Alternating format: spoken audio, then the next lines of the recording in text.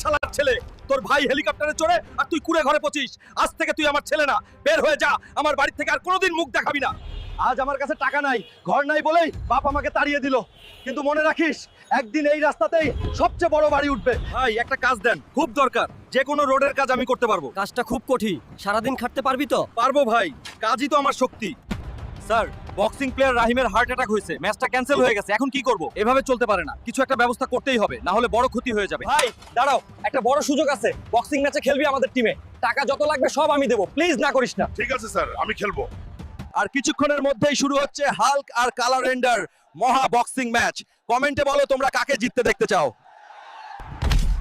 কি রে পচা পালং, তুই রেন্ডার সাথে লড়বি নাকি? বন্ধুরা আমাকে শুধু একটা লাইক দাও, তাহলে রেন্ডাকে আসল পাওয়ার দেখাবো।